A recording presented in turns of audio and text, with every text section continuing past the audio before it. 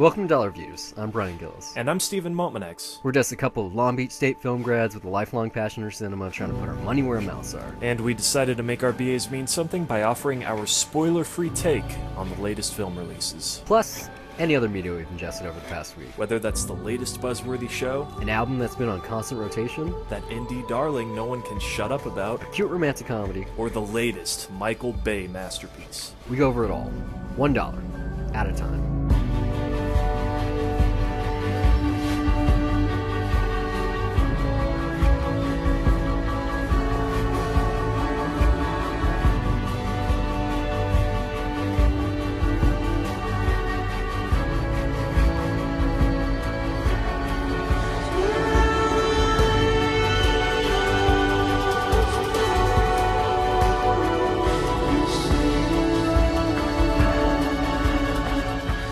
This is one of those movies that we're doing a review for that I didn't really want to see.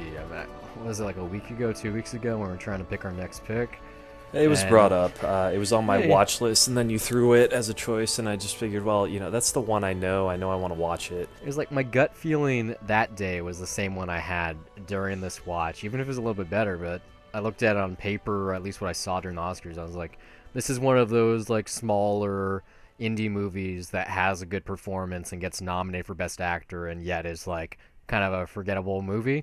It's a little bit more than that, but it's a kind lot of right on the money. More than that, honestly. I mean, yes, the performance is good. It's cool that it got a mention, but it's not just him that this movie is. This is not the Viggo Mortensen the kids are show. better than Viggo. Oh yeah. Everyone, just as a part of this movie, is really good Frank at like Langella, Ann Dowd. No one upstages each other. Steve They're Zahn, all in a way. They're all working to just tell this story. And I mean, I went into this blind. I really knew nothing about it other than that Oscar nomination. That's when I really just first heard about it. And then I've seen the poster, so I was kind of worried that this was like some sort of quirky comedy. I don't know if worried's the right term, but I just felt like that was my assumption. I was like, I figured I'd at least give it a shot.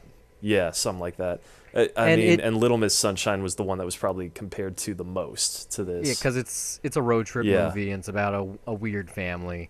It really is its own kind of movie. Like the film that I've seen recently that actually this reminded me of was Swiss Army Man. I think it's just I think it's fair. The idea of being out in nature and like being your own man and trying to come to terms with what society is trying to tell you and shit like that, and also just some of the scenery, especially in the opening third of this film. Just the also music the Pacific too, Northwest, and like the weird stuff that they do throughout. I mean, like the Sigur Rós stuff here, or Jonesy, I think it was both. Really sets a tone. Like his music isn't used in. I mean, it's kind of like Bjork. It's Icelandic, quote unquote, pop music, some avant-garde art. Artsy fartsy shit that I listened to in high school, just like Bjork. Really sets a tone, and then some of the singing, even though there's not a lot of that in the movie too. It's totally funny because it's a very emotional movie, and we can't really get into why because of the nature of the show. But just a note, we're talking about Viggo. He got nominated for this. He's only ever been nominated for one other movie. That was Eastern Promises. And in both this and that, he shows his dick. So maybe the Academy really likes the way his scrotum looks. And if he shows it off more, maybe he'll win an Oscar eventually. Hey, every man has one. Right? It's just like, can't argue with that. Except his daughter has the great comeback for that, too. That's actually, a good segue into that character. Like, just as far as, like, someone who's parenting, you kind of question, and he kind of acts like he's perfect, but in that moment, even though it's a small comedic moment, contradicts himself because he's totally cool with, just being out there naked, but yet for something like, it's dinner, like there's still some manners being set there. Like, no, you have to be a bit civilized, even though he uses that reasoning of like, oh, why should we give a shit? Why not just run free naked? They're Marxists, it's they're very much. How would you classify them? Because I won't even try. All you gotta know, if you guys haven't seen this before and you have no desire to, or maybe you're curious because you're listening to the episode, it's on Amazon Prime right now. It should be for hopefully when you're still listening to this. Yeah, some amount of time. But it's like a pretty great Father's Day movie. Not in like, oh, this is the movie you watch with your dad, but rather you want to watch a movie to remember like what role your father played in your upbringing type of This thing. did make me think about my dad while I was watching it. Right? Yeah. Like there's a good amount of those movies, but this one it kind of came out left field. I just wasn't expecting it, and it's pretty good at that. It's just the problem is even if it's not quirky Wes Anderson like Little Miss Sunshine, like look at me, I'm such a an indie spotlight. There's still something not quite right about this movie, and the film embraces that. You know, it raises that as a plot point, like that becomes a message within its offering, and it only makes sense that this is about parents raising their kids in a very alternative lifestyle and nature. And the director writer Matt Ross, who's best known as Lewis Carruthers, aka the gay dude in American Psycho, who Patrick Bateman's trying to strangle. He's like, "Ooh, I love these gloves. Where'd you get them?" And also Gavin Belson on Silicon Valley, among other things. I was looking up his filmography. He's in Face Off. Like I have to rewatch. Yeah, That no, to see I him. think he gets killed actually in Face Off. He was actually raised in a similar part of the country in a similar fashion. So I would assume this is a very personal project. Viggo Mortensen, if you don't know the name, the fucking king in Lord of the Rings, or Aragorn. Also, The Road, Eastern Promises, A History of Violence. He's, for the most part, a character actor, even if he Yeah. is a name, because it's so weird, and that kind of also fits into this film. And me, if you've listened to any of my intros or outros, I'm Brian Gillis, but that's not actually it's spelled. It's Bryon, and that's my whole family. Okay, so my mom is Jill, Jyll. My brother is James, Jaims. So It's I kind of like this understood family. exactly. Like I understood the point of these kids all having really fucking weird, strange names because there's things I connected with, and I could see where Matt Ross was coming from, what Vigo brought to the project. But at the same time, a lot of me was kind of thinking throughout this that these kind of films. I've been pretty negative about the black remakes on several shows, but these quote unquote alt white movies are almost as bad for society as those are because this is a singular worldview where every single person, even though they go to New Mexico, is all white, assumed to be Christian. This is a very claustrophobic world. It doesn't seem like America. Even when they're traveling the country, you don't see anyone of a different creed or class. They're all upper middle class. They're all white. They all drive certain things. They're all capitalist pigs. And I don't like I didn't hate it as much as I hate Wes Anderson's worldview because that's stylized. It's supposed to be quirky. Like it's artistic, whereas this is not. Like this is just a movie, and it didn't seem like my America. I mean, that was not an issue for me, and I don't know. I guess I'm not even gonna really try to defend the point. I mean, I am white. I don't know. Maybe that could be a bias right there, but there was never like a town that they went through, a small town or anything, where I was just like, oh, that should be more populated. Like I've driven around other places in America Oh, that not in terms of that do end population, up but being predominantly like that though. So it wasn't like they did drive I past buy. Seattle, I think, but if they spent No, more yeah, time, I guess, in the city, maybe. I don't know, you would see more, but it wasn't something I was taking issue with while watching the movie. It's not what the movie's about. It's about this family and how they fit in society, and also the larger group in society that they're part of, their extended family. And it would make sense that this is a white family, that their family, by virtue of extension, would also be white. And when you But get to New Mexico, they're pretty wealthy too. Like it's Yeah, well, beyond that though, it's like it's New Mexico, Like I was expecting some kind of color, even when they're at an airport in this movie. No, like when you get into like who these characters are and how they've been brought up and how I don't even know the correct term, but just like perfect they all think they are, to the point where it was like not nauseating because it really is colorful, and each one of these kids and Vigo are really interesting. You haven't seen them in pretty much anything. They're smaller actors that haven't been in much, or if they have, it's been in TV, and they're all fresh faces, and they all bring some really great charisma to the project. But at the same time, it seemed like this is one of those movies that only white people saw and are only going to be recommended to the white people they know. I don't know. I don't know It's how like to respond to that colorblind. because I did just look at it as a movie, honestly. Like people, it wasn't like I was you gonna. know, it's a movie, but Yeah. people like pointing at the blockbusters, for Hmm. being problematic in society. Since they're making the movie with lots of money, why don't you have a black guy? Why don't you have an Asian dude? Why don't you have a Hispanic? Why don't you have a woman? Why don't you have this? Why isn't the director black? Why isn't, like the laundry list of things where if it's not a Fast and Furious movie, there's an issue. And yet you have this. This is an Oscar nominated movie. And maybe it's because no one saw it that no one cared. But I like while I was watching, I was If it becoming was like a aware. big breakout hit like Juno or Yeah, something, or Little Miss Sunshine, even to that effect, then yeah, people would have definitely it said just something. I mean, with I don't. When it comes to movies, I do hate this conversation. Like as far as an industry issue and people getting work, like that's where there is a problem. But when it comes to the final product, the art itself, and you can enjoy it, I don't. I try not to think about that stuff. I usually get annoyed I when it's beat down my I throat. That enjoyed the art. It's just it was the thing that I was really thinking about both during and especially after. I watched this about 24 hours ago now, and every person I encountered today, I don't think maybe one or two I would have recommended it to them, but it's such a I don't even know the right term. It's just like it's a slice of life that seems foreign to me, and yet this is in a part of the world that I'm not far away from, and society that I am, even if they're mocking it in some way, I'm a part of, and yet it didn't feel like my America.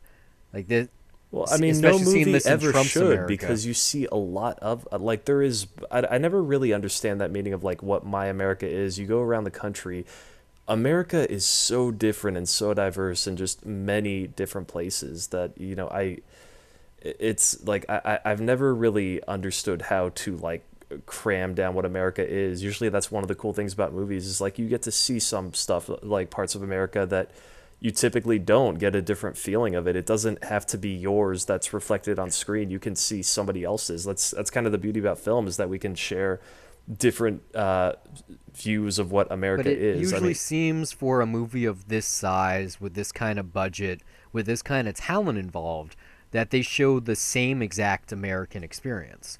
Even if it is a little bit quirkier than most, or it is a little more colorful, and even if it is, especially in this case, trying to break down those kind of mores, or just make you look at it from a different worldview, it seems like it's almost hand selected for a certain audience and show they are presenting the kind of world that they think they are used to.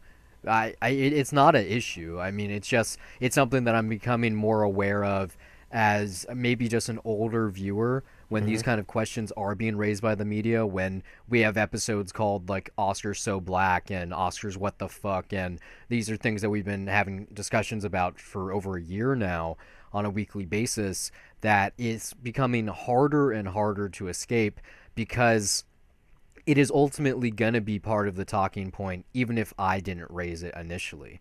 Like I could see, almost like you said, if this had won an award or it was a breakout hit, that there would be some kind of backlash in today's society. And part of that issue is that it's kind of weird. It's like you said, like if the art is good, you should watch the art, not what Well, it's and I surrounding.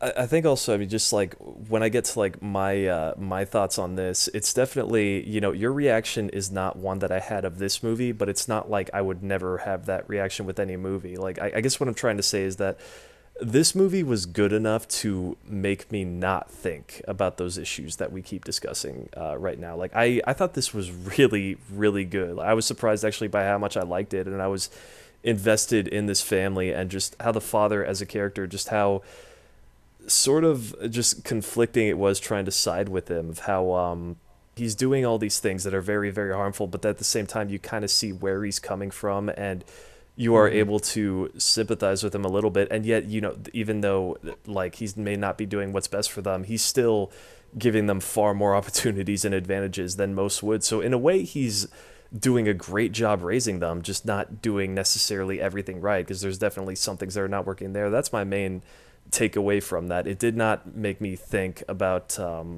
everything else. I was invested enough in this character and in the story and wanting to see where this would go, and just I mean their worldview, just how how they see everything. Like, it's totally a fish out of water tale, and I got enjoyment out of that, of seeing that. But Hmm. I didn't take issue or really think about how America was presented, because I was invested in all this other stuff that I think was the goal of the story that they were trying to tell. So it's not something I can really complain about, but I'm sure some other movie could elicit that reaction out of me in the future.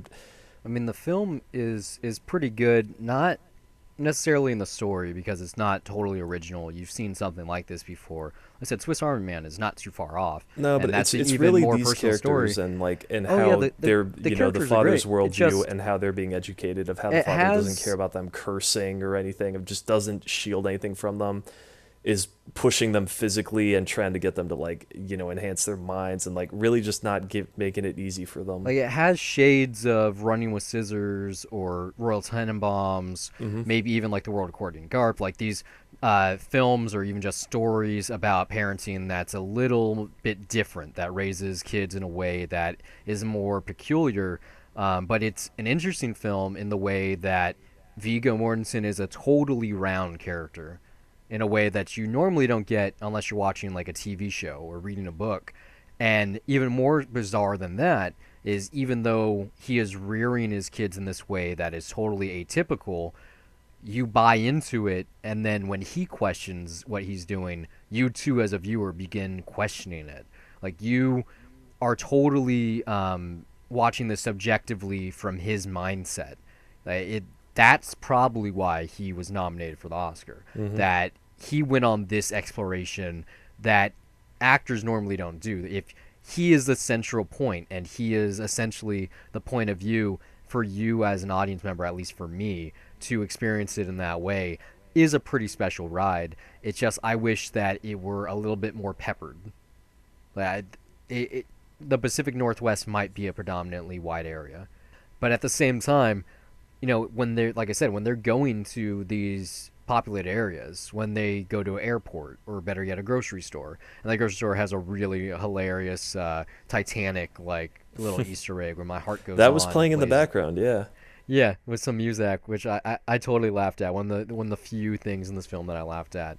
Um, but I think the point of the film, more than anything, is just to, just make you question the society we live in, and it does that to a point.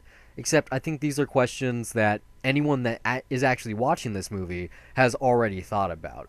It doesn't bring anything new to the table, but it is an interesting like story about a father raising this interesting family, a family who is looking only to him as the sole patriarch. And I'm not necessarily gonna buy it for $1 because I don't know, like, it's not quirky's not the right word. Like, I think No, it definitely tries not. a little too hard to be avant-garde, to go like against the grain. But as an Amazon Prime movie, and most of the ones that I've seen on there have been of a certain caliber, it fits in right with it. Like, we were talking about this in the last 2 cents, how you can tell someone what kind of person they are based on what subscription they have. Hmm. If someone's seen this movie, yeah, it's like, yeah, you probably are more of an Amazon person than Netflix person, and I think this is a perfect film for their library. Like, it really kind of stands closer to the auteurship of cinema than, let me see something Adam Sandler. The movie itself, to me, you said avant-garde. It really isn't that to me. It's more that these characters are atypical, and it tries to present their world as best as it can, and Mm. really gives you a glimpse at that in a way that's accessible. I mean, yeah, I don't find it, critical of society right now. Like, it's really just these characters, and you see their view, and it's bringing up these things where it's like, yeah, maybe you can look at it and be like, yeah, maybe there is some issue with how kids are educated, that maybe, if they don't know what the Bill of Rights is, and even, I It's mean, beyond that, though. Like, that whole sequence when they visit the aunt and uncle, mhm. every single thing they talk Oh yeah, about no, is it's kind of like constant shoving something criticism down and your throat. Yeah. anti-capitalism, but then Well, it's even more than that. It's like these kids are going around hunting people and killing, or not hunting people, hunting animals and killing Hunting, them, yeah, and like, eating I mean, like that's how raw this liver and starts. shit. Yeah. And yet then they're watching some Killer Instinct gameplay and they're sickened by the ultra violence. It's like, what? Well, I mean, and Like, that is the thing, though. I do think, not only is Vigo like kind of a conflicting protagonist, in that yeah. there is a sense like that he's doing things really well and it's working, but then later on it's not. It's, I think there's enough shades in both areas where you see the things that are working in his parenting, and also just the things that kids are missing from their experiences growing up that would help them out into adulthood. It's that same thing with society where, there's things that they're being obviously critical, and even us as a species, we see that, we kind of acknowledge that's a problem, that, it's been brought up before, but then, there's things that work. There's things that ultimately in the narrative they adapt to, that they concede to. So it's not like this movie takes a position on, like, one specific way is better or anything. It's not too avant-garde. It's Oh not yeah, pushing an it agenda. doesn't. It's really It just doesn't push the agenda. It raises questions that it doesn't mhm. necessarily give answers to. I think it just acknowledges the realities of some things rather than trying to shove it down our throats. People that live on the left side, Hmm. are going to be the people that are watching this. Like if you're a hipster or a hippie or you live an alternative lifestyle, Hmm. this film, you're going to gravitate towards it. And so I'm not quite sure about, the message it has, but I do like I do like this father's journey.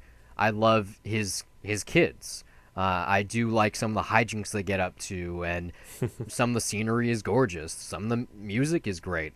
The score is, in particular, is pretty good, and they are interesting characters. It's just I've seen stuff like it, and it's kind of like a pastiche of other things. It's a solid movie. I didn't quite get emotional, but I did find myself like shaking my head at scenes like why'd you do that? Like I was getting invested in some of these characters. It's one of those movies where if if this were a TV show, that you would really probably love it. Like there's nothing wrong with these people except the way that the world thinks that they should live. It's like you said, it's a fish out of water story, but not in a way that you usually see it. Also, like, part of the irony is that they are anti-capitalist, but then part of me was watching this the whole time and thinking, the beautiful thing about America is that they are able to live this way by choice. For me, I'm not like automatically thinking that this is a buy, but I am mostly siding towards there. I think this would have been an honorable mention if I put it in my top 10 last year. Maybe, And yeah. I think it's mainly just the father's journey, and it's like, I am not old enough to have kids, but there's just something about living alone and away from your parents that you do reflect how you react in the world as an adult, and how your parents raised you, and you realize all the things that they've done for you, and then you think of things that maybe you might do differently for when you have kids. And a lot of that was at play here. So for me, yeah, it was quite a bit emotional, and I really did not expect to like it this much. I was thinking, okay, maybe this might be some sort of quirky Wes Anderson comedy, just based on the poster. But yeah, I Or definitely the enjoyed name. it far more than something like Little Miss Sunshine. I'm actually kind of glad that this just got the actor nominee, just to get more exposure for people to see it, and that it's not getting overblown, because if this was as hyped as Little Miss Sunshine for me, then I probably would have enjoyed it far more less and not really looked that deep into it. It's a different time in filmmaking. When Little Miss Sunshine came out, streaming didn't exist. Yeah. YouTube wasn't really even a thing yet, and And so also, when Little Miss Sunshine came out, and then Juno was nominated that yeah. next year, people were Well, like, "Oh, it's I love indie cinema. I love that indie cinema gets represented, even though it's funded by Fox Searchlight, and it's just a lower budget flick." this is a Universal movie, like it. This Yeah. isn't independent filmmaking either. It's Well, just you I, gotta I think you Universal gotta distributed it because it played at yeah. Sundance, It's and I Bleecker think Street, Bleecker but Street. Yeah. it still it got a small release, but it is distributed by one of the major film corporations. It's a Yeah. Comcast movie technically, but it's funny because it does raise those kind of questions about adulthood and parenting that we're on the cusp of actually having to deal with, and thinking about like, how would I raise my kids? What do I want for them? And yet, like, I don't think anyone on the planet would go to the extremes that Vigo does here. Like it's literally extreme. Even if it is a perfect little utopia that they have on their own land in the Pacific Northwest, where they have amazing access to all these books and they know how to do this and what is it like they have the physical mentality of like Navy SEALs or whatever, all that shit. Yeah. It's a beautiful little fantasy. Like they have their Lost Boys, Neverland out there, except when reality seeps in, they realize how unprepared they are for anything, and especially everything. And I like the little coda you get at the end. It's like this little outro that happens, where I thought it was like almost a mistake. You get this very nuanced, like beautiful scene, and there's no dialogue, and it just goes on a little longer than you expect it to the Yeah, point where, but that's like actually said, what I liked about it was that it was just it's that yeah, moment, like there's this line shortly before that about just savoring the moment, and then I liked how that played out in this. yeah, it was an interesting way to close out a journey like this. I recommend you check it out. I think if you watch this, it'd be hard for you not to like it. It is an interesting story. It is a good tale. That's and a it non-word. is, Remember, use a better one, Brian. fuck you. Fuck that idea of the movie too. No, but I did actually find that interesting, just how intellectually he was just really pushing his kids, and I did not necessarily see anything wrong with that. Like, I mean, no, yeah, there's nothing wrong with hey, it. if it's his kids, they're gonna be, in some ways, they're definitely gonna be like, influenced by whatever you do, and that's how he's raising them. That's not how I would push my kids, but there were certain moments that was in interesting to see how that worked out. There were certain moments in this film where I went, yeah, I would do the exact same thing. Like the whole lying to your kids thing. Like, no, I do not lie to anyone. I'm definitely not going to lie to my kids. If they have a question, I might not be as blunt. I might not go into full detail like Vigo does here. But yeah, I'm gonna spill so they are aware. If school's teaching them something, I'm gonna say, no, that's wrong. This is what it is. Really is. Like I'm not a fan of that idea of politically correctness or better yet just like sheeple. Just because there's a certain mentality doesn't mean you have to follow it, but at the same time you don't have to throw society away just because it's not what you wish it was. You got to make them like understand what it is too at the same time, like how other people might see things. But I'll buy this film for the fact that is definitely, if you see this with someone, you're gonna have a conversation about it. Not many of those films are made nowadays. That it does raise enough questions that it's going to stick with you, even if it's not from like having a certain kind of impact. It's a think piece. It's a philosophical movie. It's interesting, especially in the America that we live in now. It's not exactly going to portray the America necessarily that most of us probably live in. But moving on. Well, I gotta say that one real quick. What is funny though, like, is that while it does manage to be a good think piece, it also does it in a very conventional way where it's kind of the standard road trip movie at the same time. Where there's even that moment where they stop at a trailer park and the oldest son just sees this cute girl, and they have that one night where they're talking and they'll never meet again. But like there are a lot of cliches here, which is funny. But yet I never really thought about it till after the fact. I was thinking about it during it. Like, I really, like, especially that girl that he meets with, Claire. I was like, why she looks so familiar? I was like, oh, she's on Jessica Jones. She's also on something else. Like, besides Vigo, she's the only person in this movie that actually has success elsewhere. But, Frank Langella and Ann Dowd. But in terms of the kids, the people that are under 23 or whatever. I don't think this is probably a first flick for most of them. Maybe not the oldest one, but... No, they've all been in things. It's just very, very limited. Not great exposure, and then this film included. Most people haven't even heard of it, let alone seen it. Even if they did watch the Oscars, it's escaped their mind by now. Check it out though if you got Amazon Prime. Definitely worth a watch since it's quote unquote free. Moving on, we didn't do an episode for it because Steve had some visitors. But I caught Guardians of the Galaxy Volume 2 this past weekend. I actually did a midnight, before midnight, matter of fact. I did midnights very, very don't really screening. exist anymore, do they? Oh, no, they totally exist. It's just most people don't do them. It's mostly 10 PMs now, and like... Earlier than that, like 7. 7. It's on 3D, and it wasn't alone. It was actually a double feature that was only at very, very limited screenings. I want to say like maybe only like 40 theaters in the country. There were I was quite a very few lucky, here that had it. but it was still fairly limited. It was a special event. I got a cool looking poster that kind of looks like a vinyl sleeve that actually has a circular wear like shown in it, that where like the vinyl record actually would be. Also like free comics and some pins and some stuff. It was worth it for me because I only paid $20. I got to see two movies in 3D, and one of those opening the day that I saw it. So, as someone who didn't get to see Gardens, the first one in theaters, it was special. $10 a piece for 3D. That's a steal, man. And I wrote a review on Letterboxd and I also tweeted about it, so you shouldn't be too unaware of my views on this. It's more of the same, man, which is great for people that love the first movie. I mean, I definitely like the first movie. Most people like the first movie, but it's pretty much like the same fucking movie, but less of an adventure. It's more like the Peter Quill story, which isn't bad either because you had a lot of questions raised in that first one. Who's his dad? What is he? Where'd he come from? What's the second volume of the Guardian of his soundtrack? All these kinds of stuff. My main issue with the film, though, and this is the real one, isn't, oh look, it's Baby Groot, he's the new BB-8. It's not that kind of shit.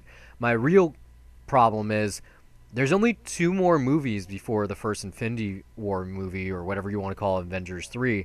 There's Spider-Man Homecoming, there's Thor Ragnarok, and then there's Avengers. And the first time we saw the Guardians of the Galaxy, Thanos was a main fucking character. No, two of his daughters. He was a side character. Like he's still in the background in that. It was the first time Thanos ever got a line of dialogue across all of the movies that have ever been out. But he only got one scene, maybe two. But like I only he remember got one. 1.5 scenes. Okay, but he actually had a lengthy one where you're like, oh, this guy's a badass. Like you were exposed to him in a way that wasn't after the credits for the first time ever. And it made sense because Gamora, one of his daughters, is a central character of the Guardians, and then more so his other daughter, Nebula, is one of their antagonists. So you had like a family movie. The Guardians are a family, two of his daughters are part of his family, and you were introduced in a real way to who this guy was, even if he is still on the side and kind of like, huh, what? Like raising questions, kind of like Snoke in episode 8, or episode 7, probably also in episode 8. But the real issue is, like I said, he's not in this at all. There is no post-credit sequence with him. There isn't any post-credits anything that expands upon the MCU and leads up to the next Avengers movie. Jeff Goldblum, who's a central character in Thor Ragnarok, has a post-credits cameo here, but that cameo is literally him dancing on the side of the credits. It's not even a sequence. What? Yeah, like... Okay. There's 5 post-credit sequences, and they all go, ooh, Guardians of the Galaxy Volume 3, guys, you ready? It's almost here. And not, this Avengers movie that you've been waiting for the better part of a decade is coming out next summer, and you're gotta really be excited about this. That doesn't happen, not even a little bit, not even at all. It is. Well, can I be honest here, even though I haven't seen it yet? That actually makes me kind of like it more without seeing it. I mean, just because it sounds more like, even from what I've heard, that it's more of a self-contained movie. And it's a very self-contained movie. I'm a bigger fan of those, really, rather than just being teased for We're Infinity 3 movies Wars. Away. Yeah, Actually, no, 2. I mean, we're like, 2 movies away. They've been doing and this is segues, the Guardians of the Galaxy. Even in the beginning, these guys though, have met Thanos. They are fully aware of not only what the Infinity Gems are. To be fair, only Gamora and what's her face, Nebula. the sister. Only they've met Thanos. But what's his name? The blue dude. He knows who Thanos is. Okay, like everyone here is aware of Thanos. You don't think they've had these talks over the last 3 years? They are fully aware of what the Infinity Stone is. They've been in the presence of it. They are fully aware of the other ones. Benicio del Toro laid it out for them really, really well. That scene in the first film told you for the very first time in the whole MCU why Thanos is doing what he's doing, even if you haven't seen him actually do it. And maybe it's cool, this is kind of like the fan service movie. Let's put Sylvester Stallone in it. Let's put Kurt Russell in it. Glenn Close is in the first one. She doesn't show up this time. I don't want to Not know a big deal. what the plot of Infinity Wars is necessarily going to be through other movies setting it up. Like, I mean, once they have all these ingredients there. They've been doing that. And I wanted that. Maybe not in the movie, but if you have enough of a budget to do 5 post-credit sequences. 5. Why isn't Thanos in one of those? Or at the very least, there wasn't one for Anything. Homecoming, was there? No. Okay, at the very least, set up what's coming No. next, maybe. But Spider-Man not being in it's fine. Okay? Thor is less of a fine thing because that takes place in space also, and this is in the outer rim of our galaxy. Like, space movie, same calendar year, a couple of months apart. This one looks like Star Wars. That one looks like Star Wars, kind of. But there's no sell on that. Like I said, Jeff Goldblum barely is even in the movie. a You have to be side looking credit? for it. It, like, literally, yeah. Like, you're the first person to tell me he's in it. So I You guess see nobody else him got like it. as a cowboy shot on the side because they do this really cool thing where it's kind of like a Harry Potter moving portraits, and they just do like a dance move real fast, like kind of like a boomerang on Instagram, and you see him kind of doing like the bat sweep or something for like a second. You have to be looking for him, but it's very, very, very obviously Jeff Goldblum. And I was kind of like, why is he on the credits panel? It was really peculiar. Maybe That we'll really get, sounds weird. yeah, maybe they'll tell us in Thor Ragnarok. But just watching this one and how the world, especially the critical world, is proclaiming as like the second coming of Christ. Fucking, it fixed the Marvel sequel curse. Finally, we have good women superheroes. This fixed the antagonist problem with the Marvel movies. This did this. Baby Groot's the best thing ever. Like, every little thing that I've seen on the internet, the box office this thing got, the biggest Marvel opening ever, one of the biggest Disney openings ever. It's sure.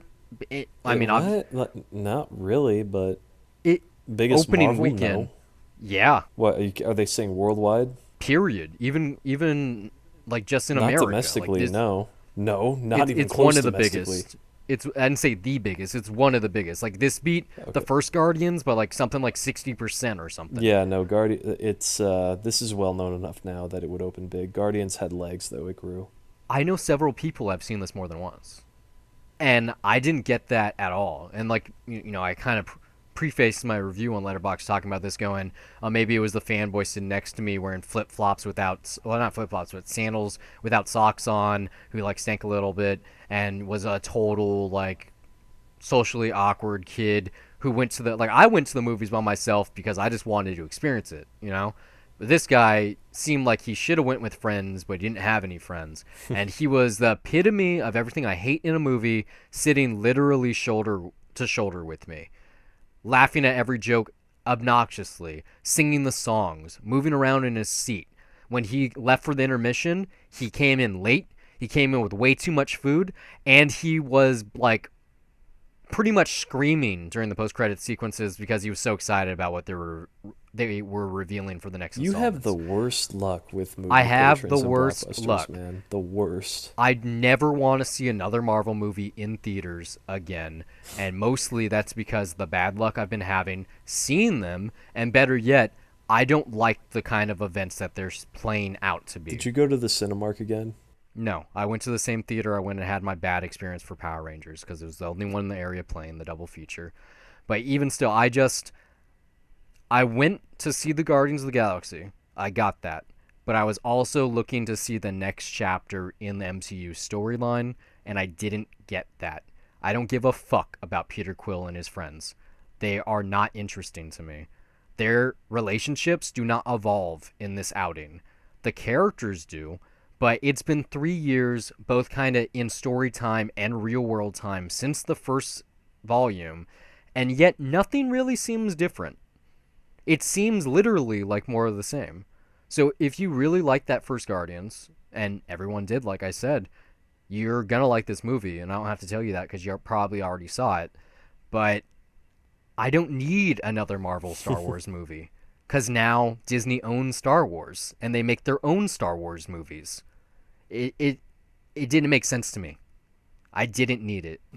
I mean, I kind of want to defend it a little bit just because your criticism sounds harsh, but I have not seen it. I mean, for me though, my standpoint is It's a good movie. I kind of just It's a fine I kind of movie. just don't care though, like really now until Infinity War comes up because like I just the marketing for this. For me, I kind of got the more of the same vibe, where except in like the comedy sequel way, where it's like All right, it seems more like they're going for what worked the first time, and it doesn't feel like it organically gets there. And No, it does. maybe it'll be fun. I don't know, but It organically gets there. It is fun. The yeah, jokes are just as good. The music isn't, but the emotional beats are the same. Like the characters are just as lovable. Like Baby Groot is even better than adult Groot. Fucking Drax is better this time around. Like David Bautista is amazing. I hope he's in way more movies in the years to come. Um, every Rocket Raccoon's even better this time around. Like the family expands. Like getting to see Sylvester well, just based Stallone on in your a star superhero rating, though, movie it doesn't seem better. because it's more the same. Like it doesn't up the ante. There is no escalation here. The point of making a breakthrough, amazing movie and then getting a greenlit sequel and making that sequel is to one up it.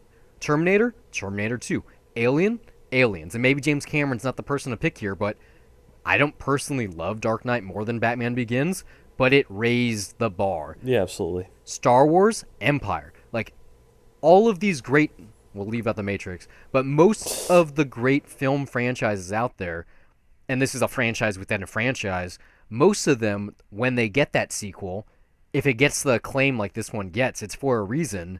And this reason is I really loved the first time I saw them in theaters. Now I get to see them in theaters again. And it was Disney 101 to me. Like, I didn't understand the hype going in. I definitely didn't understand it coming out. It has some great beats. It's a solid movie. If I saw it at home, I would be beyond satisfied. But going out, requesting for the day off from work so I could go do this double feature, so I could see it in 3D. And mind you, the 3D is amazing. It is I've seen so many Disney movies, so many blockbusters in 3D, right up there with the best. It is great stereographic imagery. Like, it's the first credits you see. You see 3D post-conversion by. It's not hidden in the credits. But there's no reason to see this movie. It does not set up the rest of what's happening in the MCU.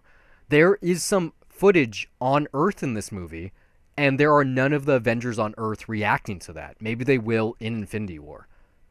There's just moments that are regarded for no reason. Like, they introduce so many characters in this movie that you kind of forget what you're watching. Like, it really, really goes and pushes the ticket for the sequel that was announced before this movie even opened. It's also going to be directed by James Gunn. It's also going to be written by him. It's going to star most of the same people. Like, that's cool and all, but if this one, which takes place right before Infinity War, and most of these characters, or at least Star-Lord for a matter of fact, is going to be in that Avengers movie, fucking give me a way to want to see that Avengers movie. Like, they're under the assumption that I'm just going to see it. I'm not going to see it now. I don't want to see it now. Like, I don't know what Disney's doing anymore. So are you going to see Thor? Probably not. Not after, like, as much as I want to support. Based on that trailer that you were excited. Yeah, based on that trailer. As much as I want to support Taika Waititi, unless I get a free ticket or it's really, really cheap, I'm probably not going opening weekend. I'm definitely not going opening night. Hopefully that one establishes some kind of Thanos what the fuck is going on, but this one doesn't. Spider-Man Homecoming? That one's not going to, but I'm going to see it because I need to see Spider-Man. I saw the latest trailer. I really wish I hadn't. They played it before Guardians, of course, but the movies are done to me. There's no punctuation.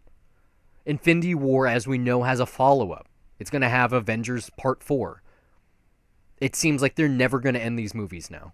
Well, and this one was another. I might have more to comment on this at the end of the week, but yeah, your comments make me a little more curious to see it, but I don't know. We'll wait and see because I'm actually really not jazzed for these either. It's a fine movie. I wasn't excited going in, but I was let down coming out. I didn't want another chapter in the Guardian story. I wanted another installment in the Marvel Cinematic Universe. I wanted to see what was happening next in this clusterfuck of evil, and you just don't get that, which is a total failure on the part of Marvel.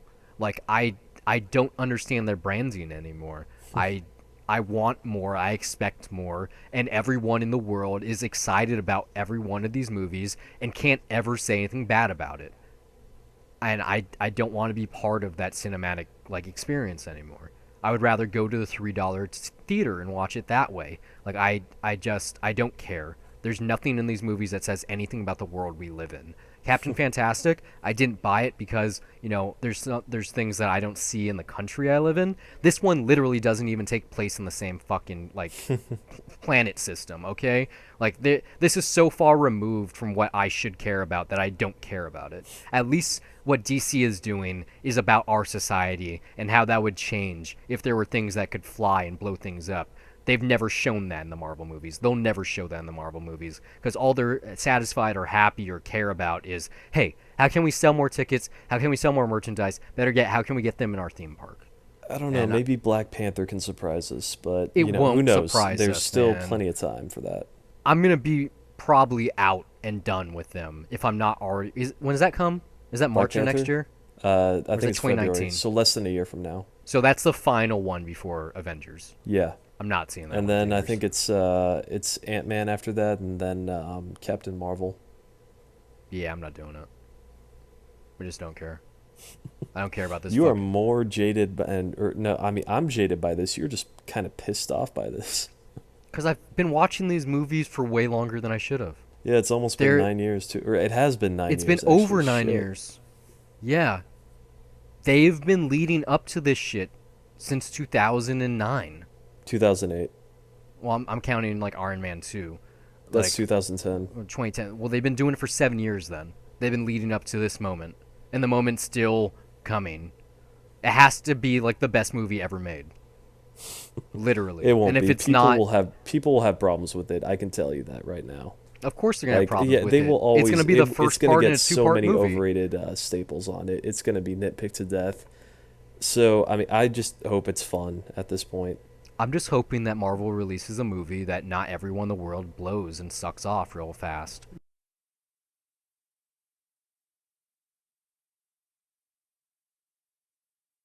It will.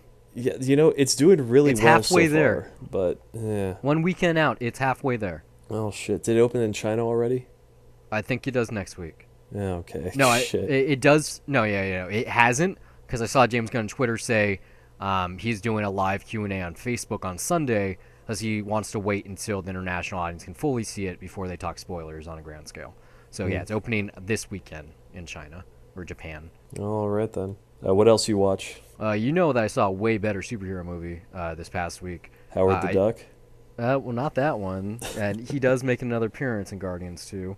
Nice. But I saw Split, and I liked it so fucking much that I saw Unbreakable on the same day. I don't really have to talk about it. Fuck. It's so known good. At this point what it is. I mean, so the internet has completely spoiled it to death. I told everybody after I saw it that I knew, like, there's bigger fans of Unbreakable than me. I've only seen Unbreakable once. Like, yeah, I'd only seen it not once fresh in my before mind I saw at all. it again.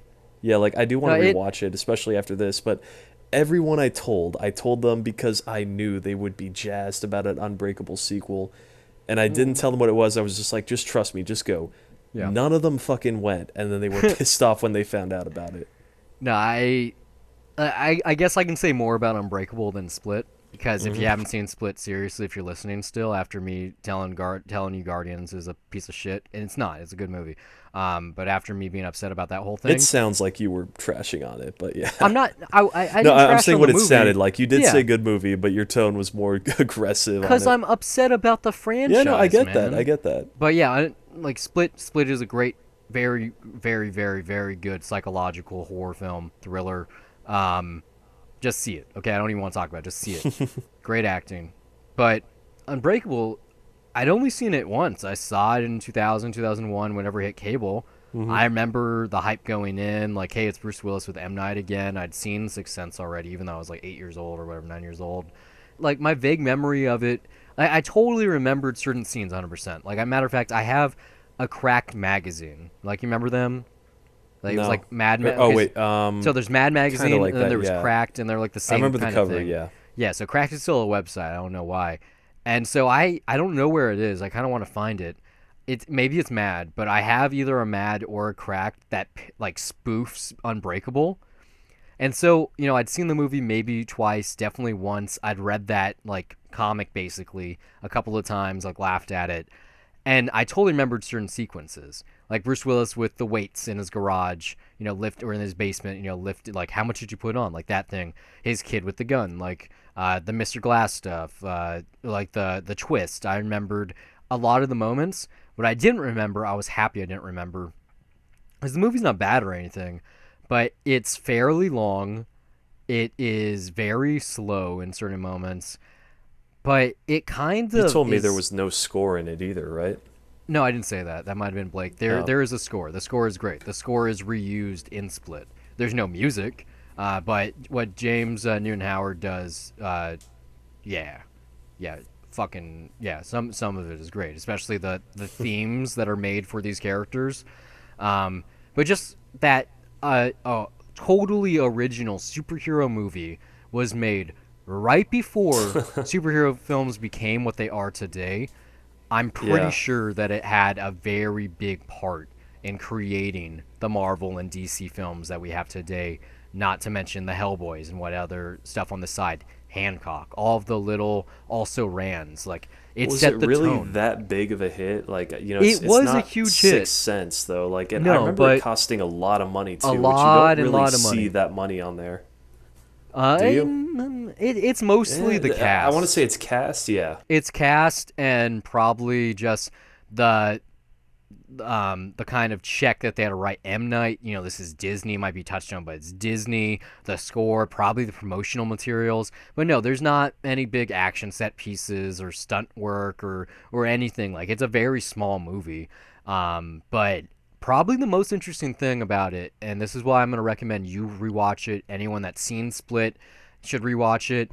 Is each scene is a long take, which sounds really weird because it is, but some of them are like breathtakingly smart. In particular, the very first one in the movie, and it's probably the best one in the movie, where Bruce I Willis is remember a sitting on the fight scene train. being a long take, but that's about it. The whole movie is long takes.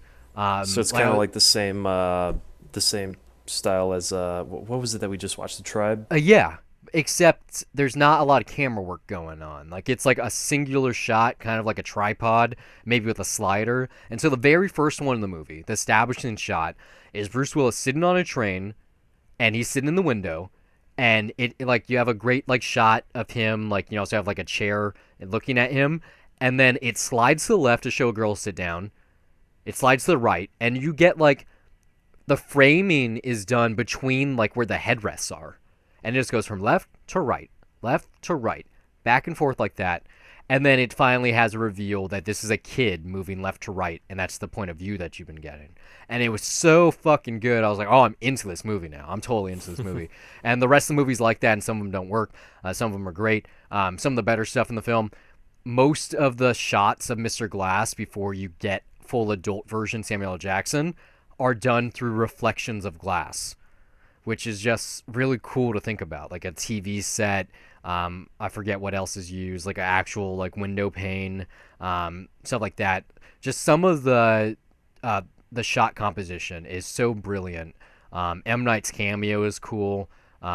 Just the way that it kind of establishes the tropes of the superhero genre in a totally original way within an original property is really interesting to think about. And so when you couple that and the way that this world is created and these characters are built up, and attach that to the kind of world that, or the same world, but the kind of story we get in Split and where that goes with this within this world, makes me totally excited about Glass in 2 years or a year and a half. It's probably right now. It's probably the movie that I'm looking forward to the most right now.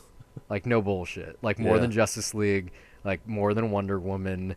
I'm gonna go see this one in theaters. I need to see this. I need to I see gotta it say opening though, weekend.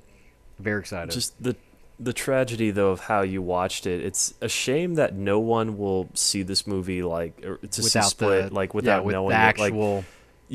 I think just thinking about it though, like it actually makes it a lot better because It if you does. don't know that it's an Unbreakable sequel, then it's kind of a batshit insane genre movie. But I Right. thought that was kind of awesome watching it Yeah. until that end credit sequence came up or pre end Just the credits idea sequence of came a up. twist ending for an M Night movie being that it's the sequel to an M Night Yeah, no, movie. seriously, I was actually watching this and going like, "Wow, he is not doing a twist ending. Like he's Well, just yeah, yeah. no, no, no. Like it was resolving in a way where there wasn't Uh, going to be oh one. yeah, Where it was just before the okay, it was final. standard, and then it's just like, oh wait, no. Here's the twist: is that it's It's this Bruce sequel the Willis, whole time. Yeah, it's which like is it's that so makes fucking so cool. much fucking sense. I Yeah, love the like reaction at the theater where there were people clapping and then there were people confused at the same time because not everybody I knew what would have Unbreakable was. I would have definitely cheered in theaters because Yeah, there were quite a few people. even though I already knew going in and I expected a scene like that, even though that happened, I still rewound it, watched it again, and I had like the biggest fucking grin on my face. Like I was so happy.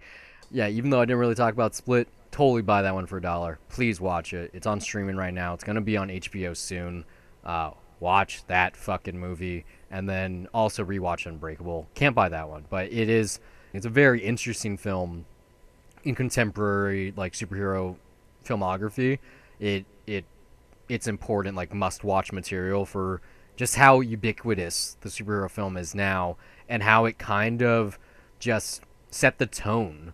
Even if it's not flashy. Even if it doesn't have the same kind of battles or fights or comedy or humor at all. Really, it's a very serious movie, and you can just tell. Like it opens with like a text on screen where it's like, the average comic book collector has this many issues, blah blah blah blah blah blah. Hmm. Like it's like, okay, M Night is totally a comic book fan. He made this movie for a reason. He made Split for a reason, and he must be going fucking insane, excited that he's making Glass.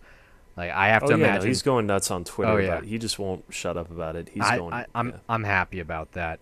The final thing I'll talk about, and then you can do your thing, and it's super late in the episode, is I've been doing PSVR a lot lately, or not a lot, but as of last night, a good amount. Because last night I actually did the live stream for Until Dawn Rush of Blood, which I teased a week and a half ago on 2 cents. And it was Patreon supported by Evelyn, our very first Patreon supporter. Thank you so much, who gives $5 a month now for our content. And so I live stream that on Twitch. You can watch the archive broadcasts there, twitch.tv/cstrife991, or on youtube.com/dollar review. It's available on both. I did about an hour. I did the first 3 levels of the game. There's 7 total.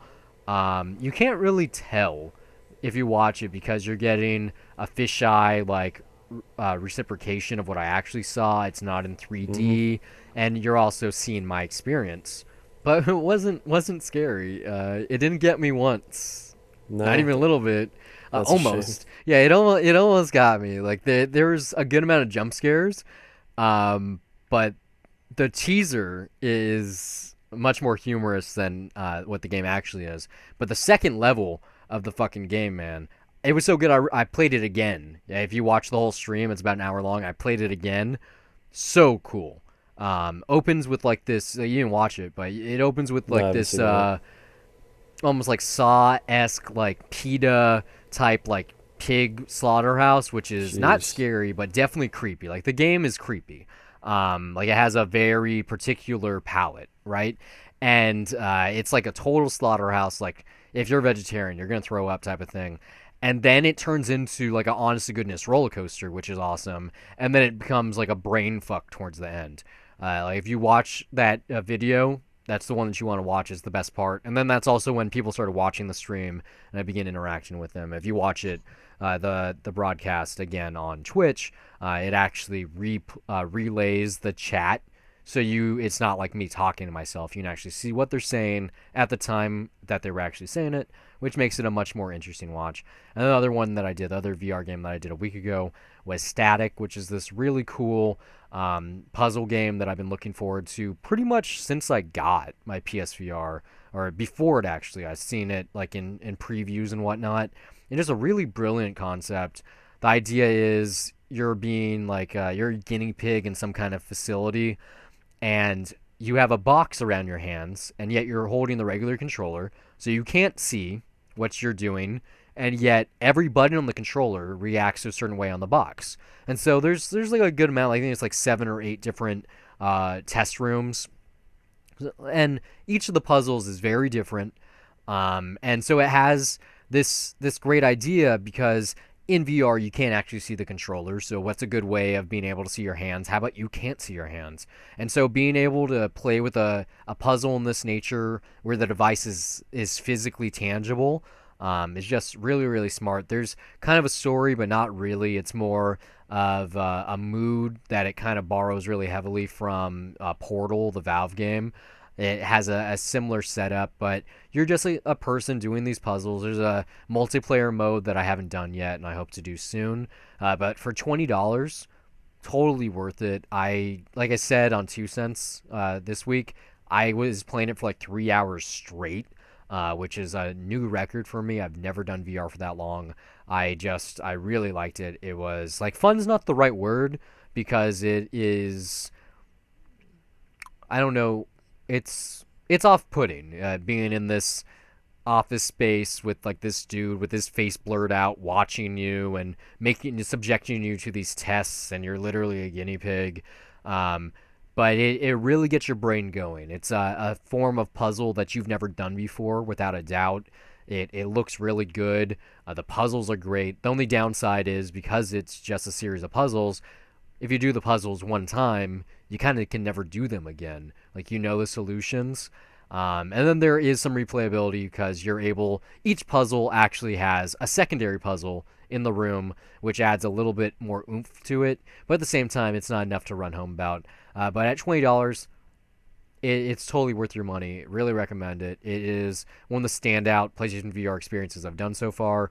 Then again, I still haven't done Resident Evil 7. Until Dawn Rush of Blood is kind of leading up to that, so I can do real horror in a big bad way. But yeah, totally made my week getting that. I wish I hadn't spent the $20 because, hey, I got to pay off some credit card bills. Don't regret it though. Really, really interesting. Definitely going to show it to some people soon whenever they come by or whenever I bring my VR to them. Definitely one of the pinnacle right now VR experiences only on PlayStation. Made for it. Doesn't have the best controller tracking, but it sells the headset. It really does. If you like puzzle games, you're going to love it. It just, I hope we get more and more like it, or better yet, DLC for it, or even, wishful thinking here, a sequel. I would love a game with like 3 to 4 times as many puzzles for twice the price. I would pay that. I'd buy that for $1. What about you, though? What'd you check out this week? Well, mostly last week because we've been kind of absent for a while. But yeah, 2 weeks, I saw The Circle, which, I was pretty excited about it. It's a James Ponsoldt flick. We've talked about a couple of his flicks before. Yeah, we were both big fans of End of the Tour. So much so that we both had the same favorite movie of not last year. Was it 2 years ago now? Yeah. Yeah. Fans of Spectacular Now. You saw Smashed, right? Yeah. I've seen all those movies. Yeah. Going off The Circle. So yeah, no, I mean, this was one that was really anticipated by a lot of people. I walked in knowing nothing about what the feedback was, and my reaction getting out of there was, yes, I would buy that for $1. Holy fuck, are people hating this thing? It is insane. There's things in there where I don't think everything is necessarily great or perfect, but I seriously, this being a terrible movie, I have no idea how that's even possible. Like, I don't know. The most repetitive thing I say is like, oh, Eller Coltrane ruined the fucking movie. Eller Coltrane is half fine, half not good, to be honest. Like, he's fine in the naturalistic moments that he's supposed to have with Emma Watson. It's not great, but it works just fine. Serious dramatic moments are not really his thing. I'll just leave it at that. But so yeah, no, and he's thankfully not in the movie too much to really ruin it for me. But I mean, it's interesting because all this stuff. I don't know. I saw it kind of just as straight up satire. I was sort of just like kind of laughing at, or not necessarily laughing out loud at most of this stuff, but the ridiculousness of it did make me laugh a little bit inside, and I didn't think it was too far-fetched to where we are now. So really just as an exaggeration of what we have now just as a society in the technological realm, and maybe not exaggerated because we could conceivably go there.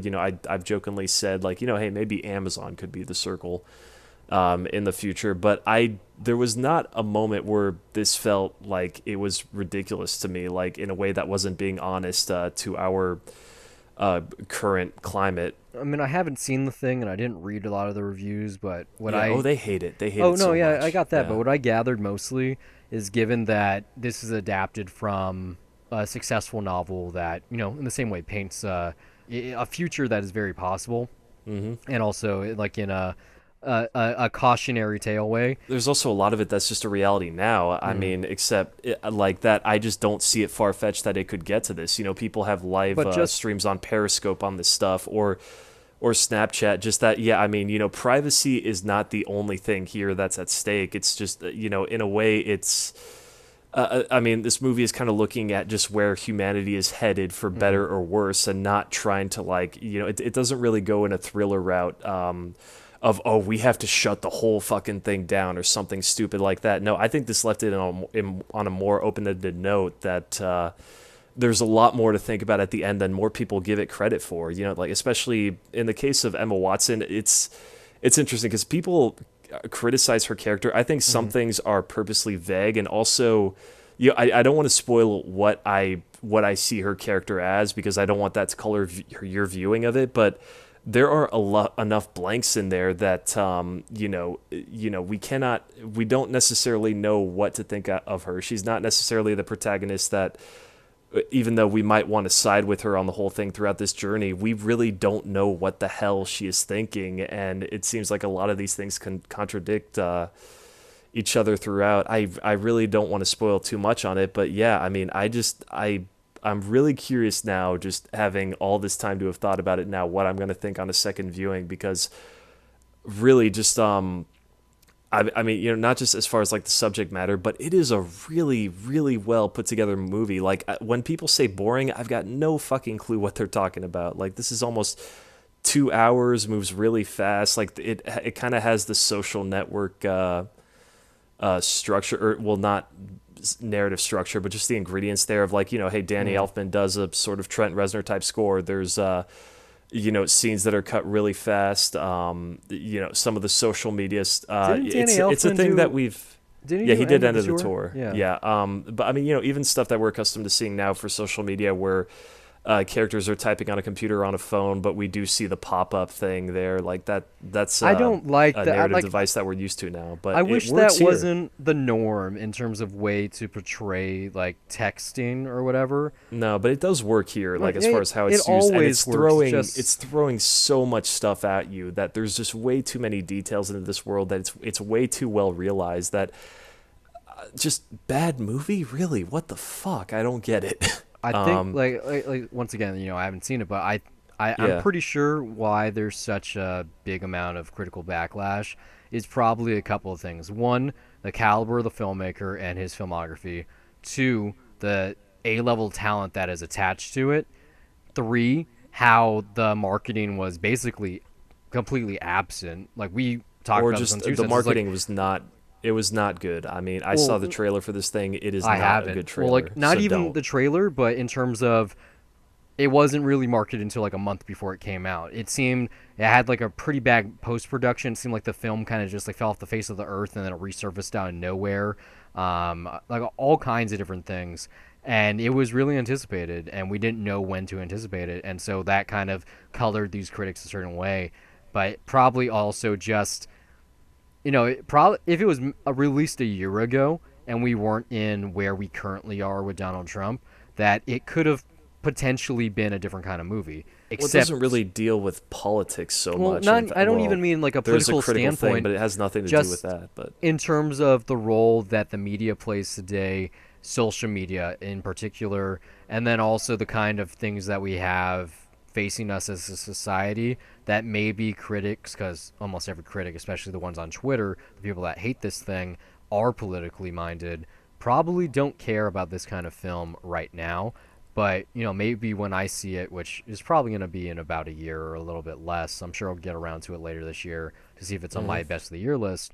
But it might just be when it was released was bad timing, which is the case for a lot of movies. well, And you know what? I mean, what's really strange, and I risk at pissing off a lot of people about this, but, like, I not only saw this as satire, but, like, just it's like almost people were offended by this movie because it was about them. Like, they're, people that periscope their entire lives. Like, there are elements of that in this where I don't want to say what it is, but I mean, yeah, just it's or just even like politicians, how people demand that they know everything, and it's like, yeah, this did seem like almost in some ways like there was a truth very much to our reality, and like because it was painting them in a negative light, they were just criticizing it as like, oh, I get it, technology's bad, blah blah blah. But it's like, no, there's actually quite a bit here that I can see in a lot of people that I know. It's just I don't know. I don't know. It's weird. I don't want to judge someone else's criticism of it, but I mean, really, the stuff I mainly looked at were reviews on Letterboxd, which are, I mean, not that intellectually stimulated. I'd love to see like an honest bad review of this that I can actually get on. Most people on Letterboxd are too afraid to actually say what they actually think, and they either go with the grain in terms of the other Letterboxd reviewers, or maybe they've never even seen the fucking movie and they're lying and they're just agreeing with the actual critic so they can potentially become a critic, which is part of the problem inherent in the circle, and I know very little about it. Actually, the circle also kind of, that's a thing that's evident in the circle, and just how the characters interact on social media. So like, there's really a lot to it, and it's like, I wonder just more and more, if I don't want this to feed into too much cynicism for me, but like, did this movie just really offend some people? Like, just as far as like, how they act on social media and what's a part of their lives and how they behave? Like, the only other movie I can compare it to, and this one we've both seen, is Men, Women, and Children, from what I know. Yeah, and that's what I felt like. I wrote that in my Letterboxd review where I was like, well, I guess I got to pull that argument again. It's like, people really didn't like that movie either. And the only reason I could understand that would be, this isn't the internet that I live in. This is not my social media. It's like, well, no shit, it's not. This is a cautionary tale. People, especially people that have some kind of level of fame on social media, aren't modest, and then also don't like criticism. Like, if me included, people like lose their shit on social media all the time. Like I mostly, even though I got this podcast, but I mostly stay away from it just because it's like, I don't, it's just, when people it feels like a waste of time for the most part. When people tweet at us, which is far less common than YouTube comments, but whenever they comment on YouTube, I just look at it, and if I agree with it, I'll respond. And I'm like, okay, cool. If it's just negative bullshit, like there's one for About Schmidt where he quotes us, and I'll actually pull up the actual quote because I have a screenshot it for just whatever reason ever. Let me find this thing because it's kind of hilarious and also I'm honestly very just sad. happy to hear that we're getting comments on YouTube now more often. Yeah, it happens more. I mean, we just got our first Patreon supporter, So his name is The Bad Guy with 3 exclamation points, and he has a picture of Scarface because, of course. And so he, quotation marks, if Schmidt's daughter was marrying a black guy and was racist, it would hit closer to home, 3 question marks. The truth slipped out there, you cunts. And I couldn't even, we did that movie a long time ago now, over a year ago. And so I'm like, did we say that? I'm like, yeah, we probably did say that. I think we were talking about, like, Guess Who's Coming to Dinner or something like that. I would assume that that's something that I said in terms of trying to make the audience relate more to Schmidt's struggle or something like that. And it's like, that's not even criticism. Like, that's basically someone trying to, like, string us up, on a video with very little views. Welcome like less to than the 50. internet, man. We put ourselves out there. We're going to get a lot of scrutiny no matter what. I don't mind that. It's like, I didn't respond. On another one, it just says very good. And then this one I didn't respond to yet because I wasn't sure about the angle this guy had. His name is Tim, and it's for Green Room. And he said Anton Yelchin wasn't in much. He starred in more than 30 movies before his tragic death at the age of 27. He was a phenomenal actor and artist. And we said that also before he died, so it's not like we were trying to piss anyone off with that. That's not... Wait. I don't know. That's what you're talking about, right? Cause, I don't know. Probably. I don't know. But like I saw that. Is that what their comment was in response to? Because that review was way before he died. That's what's weird about the internet. Like, this person this person commented on that review about a year after we saw it, and so of course they saw the review at that point. So he, of course, was already dead. Our review was kind of dated. We saw it at initial release, and it's just a blurred line. And it's hard for me. It makes it interesting as an artifact, but yeah, it's interesting. I don't know. Because I was how people react. When I saw that comment, actually re-listened to some of the episode, and we saw that movie, both of us, the day that Prince died. Yeah. And No, there's I like, talked about that. yeah, That's right. we both talked about it, yeah, and so it's an artifact in that way, and also us like loving this film that Anton Yelchin's in, and it's like it's very hard to comment to anything on YouTube. Like I've done it once or twice from our account, but I'm satisfied. Like my perspective has shifted over the years, but like I'm satisfied in just making content and putting it out there. If someone finds it, Oh that's yeah. cool. But No, absolutely, yeah. the fame side of the equation, I'm not sure I want. I don't want to become famous for having a podcast. I You think that know, would be very I don't depressing. I don't expect it. I would love to have an audience, but it's funny. I have actually thought about this thing that I saw a couple days ago.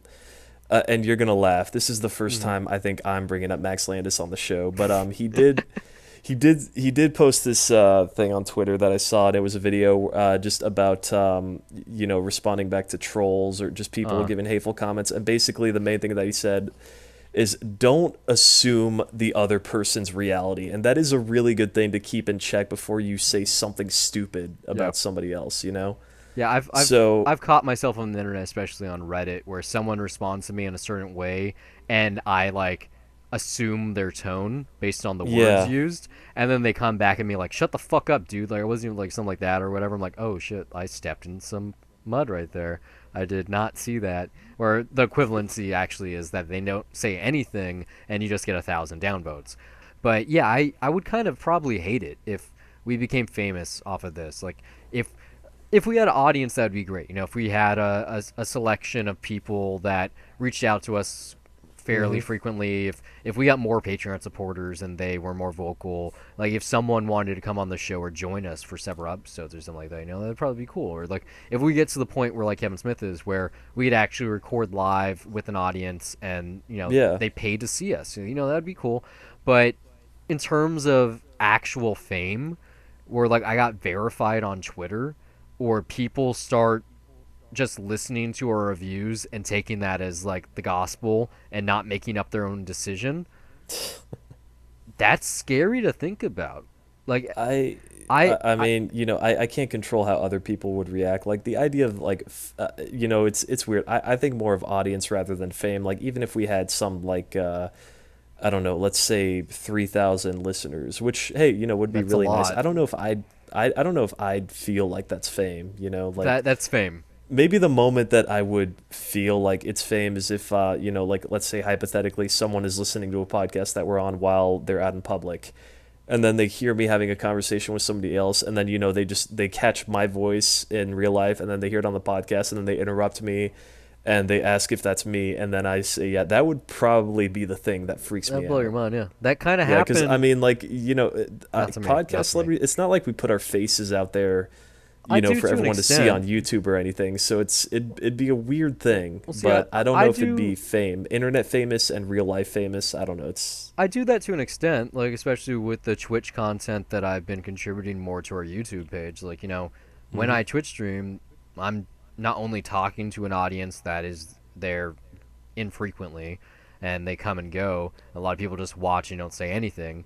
But you know, I'm for the most part I have a face cam. You can see me, you can see my bedroom. Like see, I'm you've weirdly stepped private into. for whatever reason though. I'm Like not. I just you're more open about stuff. Yeah. yeah, I just come at me, man. Like I don't hide anything on the internet. Like I speak the way I do on the internet in person. Like that With me, is it's I not don't have a hiding. It's persona. just like I mean, like I talk to, but it's like I don't know if it's not hiding. It's more just withholding. Like there's things I just don't feel the need to bring up. Oh, bring it up again. Talking about that. Oh yeah, so famous that someone recognized my voice in person.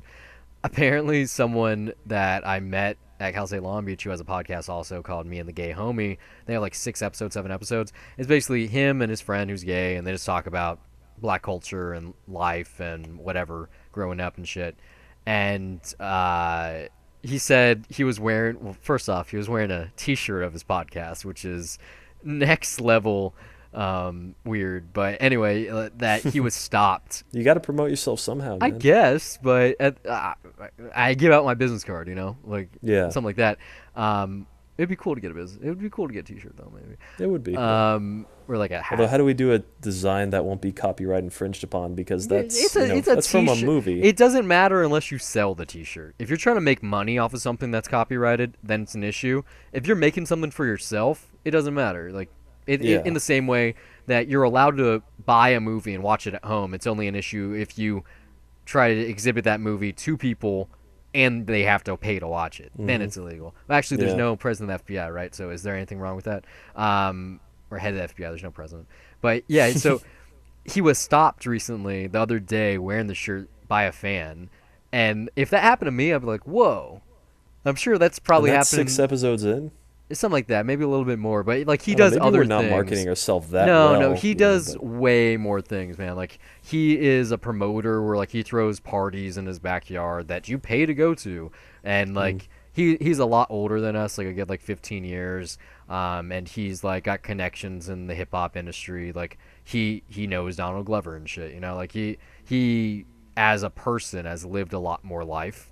All right, real interesting guy. I actually met him taking. I've talked about on the show before. Intro to hip hop. In I think second or third year of college, and so he's a Cal State alum, also Cal State Long Beach alum. You gotta articulate that. Um, CSULB alum. so I met him in that class, and we just connected a certain way. And yeah, it would be cool to like get him on our show, or if we were on his show, or maybe it would be me because he knows me. Um, just moving on to something else, so we can end the show on an interesting note. You know I what? I can finish the other two real quick because I actually don't have that much to say about them. Okay, Yeah, okay. So the other one is Free Fire, which is the Ben you saw Wheatley that? Yeah, movie. yeah, I Yeah, know it I is. Yeah. saw that. It was a Monday, and I debated waiting for it to be on Prime because it's 824, Yep. but then I just, I was by an Alamo, and I was like, It's why like I not? I like got Sharlto time. Copley. I like Brie Larson. Yeah, yeah, exactly. I mean, and they are good. The movie's okay. The trailer Honestly, looked real funny. it's kind of equal parts really funny and really entertaining, and then equal parts boring for me. And that, all the stuff that you figure would be funny, the camaraderie, the actors, Charlton Copley being the over the top asshole that you just want to punch in the teeth, Fucking love and that. then like there's good performances everywhere, and it's really cleverly written how they just mix up the situation for the shootout to happen. But then the shootout itself, like there's a lot of shots being fired, and it almost feels repetitive while it's happening because it's an 80-minute movie where Wait, what? they're kind of just screaming and yelling and shooting at each other. See, that's a waste of money to me. I like the 90-minute runtime, but 80 minutes. You want Yeah, me to pay well, I mean, $12? what's Like, that? And then just the shootout itself is okay. Like everyone is positioned in like a certain spot and they're doing stuff, but I don't know, for whatever reason it kind of cuts to the point where it's incoherent for me, or maybe just it got repetitive because some of the shooting goes on for a while, so I wasn't really that into it. I didn't think it was bad. It was kind of just okay. Worth a watch when it hits Prime for I'll sure. definitely Like watch it on it's Prime. Yeah. yeah. But the other one was The Accountant, and which I enjoyed a Good, little right? more. Yeah, I wouldn't buy it for $1, but yeah, no, it It's was good, good, man. right? I liked it. Yeah, It's the other Ben Affleck superhero movie. yeah, no, He's definitely. Daredevil. He's Batman, and he's the accountant. Autism, man. Autism Man. He has an Like issue of Action Comics 1, man. Like, he literally owns several issues of the first appearance of Superman, and that's a plot point. the best part of the movie is Ben Affleck. It's just like I don't know if maybe a combination of just him as an actor and the character he plays, but Hmm. always interesting to watch and just see what he does. I can And just imagine the pitch for the movie where they went, imagine Rain Man, okay? Except instead of, like, speaking gibberish because he's super autistic, he's only kind of autistic, and he's a badass. Like, he has a Jason gun. Bourne meets Rain Man. He's got storage with the trailer in it, The or not trailer's a trailer. awesome. What do you call it? It's a trailer. I don't. There's another word for it. No, that's But yeah, 100% a trailer. I don't know. I feel like there's another word for exactly what it is, but either way, yeah, no. Basically, a trailer with the stash of guns inside. He's a badass. Like, yeah, totally. It's Jason Bourne meets Rain Man Yeah, in but the I mean, best kind of way. basically, there really isn't that much to say about it either, other than yeah, it is a fun movie. I want a it's sequel. Like, I'm not desperate for one, but like I I gotta say though, like I loved really did I like the moments John between him Bernthal, and what's her face and Anna Kendrick, yeah. Anna Kendrick, Anna yeah. Kendrick and in her relationship with Batman, the Batfleck and Anna Kendrick had great chemistry. Yeah. John Bernthal and Batfleck, great chemistry. I bought it. I bought it hard. There's a lot of good moments. It's not exactly the best. The thing is, I guess it's a good TV movie. It'll hit it's HBO and it's good for that. it's an adult a thriller, like it is. It's also accessible as kind of like a superhero movie in a way, or a vigilante movie more like it. Um, Hmm. but yeah, there's nothing wrong about it. It has No, solid it's fun. I beats. enjoyed it. It, Yeah, it has some like really cool like math shit going on. Like I love how it just handles the whole autistic spectrum side of the story, and it's. I don't know if I told you this. I definitely told someone at work because he was autistic. I was like, "Have you seen hmm the account?" He's like, "No." I'm like, "Check it out. It's Ben Affleck as an autistic superhero." Like in the way that Daredevil is a superhero for blind kids. If you are on the autistic spectrum, you should check out the go see account. I'm Power pretty sure you're gonna like Rangers. it. Fuck Power Rangers. Fuck Billy in that movie too. Seriously, that was thrown in out of nowhere and it meant nothing. They said it out loud too. Yeah, Yeah, he said it out loud, and it yeah. meant nothing. And I already talked about this on my review of it. They made a Vertigo adaptation. Warner Brothers used their DC firepower to use their imprint Vertigo to make a comic book version of this movie. Which is still insane to me. Really cool, But insane, yeah, though. I don't think it's that far fetched. It's some that I It's never would have happening. thought of until you brought it up. I want to see it. I want to see the sequel. I'll see that in theaters. But yeah, total surprise of a movie. I just didn't expect it. Tell me if this sounds familiar though. That felt good. Doesn't sound familiar because it's brand new.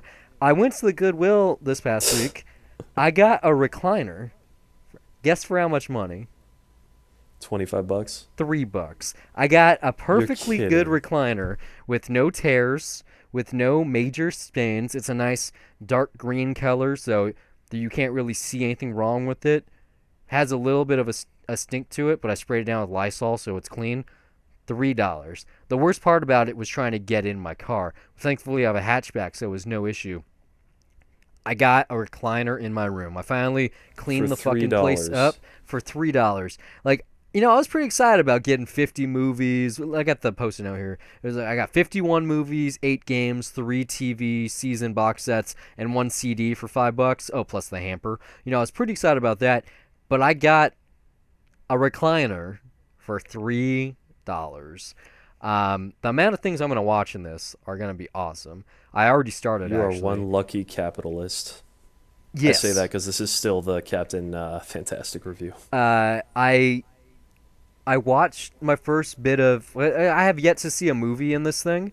I've been mostly watching Twitch, to be Hmm. honest. Some YouTube also, a lot of YouTube. I've been kind of getting back into Magic, so I've been watching clips of Penn Teller's Fool Us on YouTube, which if you've never seen is actually really cool. The idea is they're two of the most famous and better comedians and magicians on the planet, and they have a very interesting angle, and people knew who they are. And if you haven't seen Fool Us before, it's a CW show where magicians come on and they try to fool Penn and Teller, and if they can guess how you did it, then it doesn't matter. They're off the show. If they get fooled, then you go on to like the next round. I don't know what the prize is. It's just a showcase for magic in today's world, which Hmm. doesn't exist anymore, really. Even though YouTube is like the perfect vehicle for it.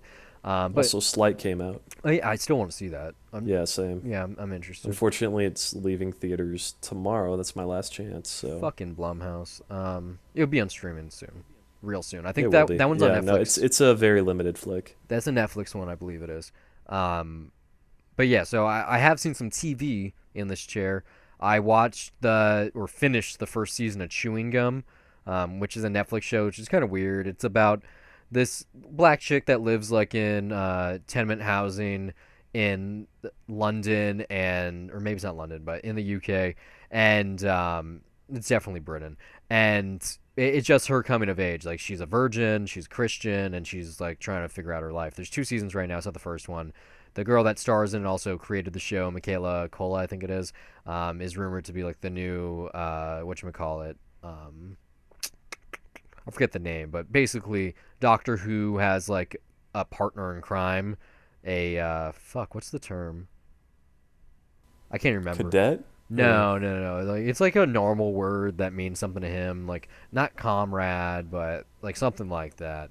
Uh, constable?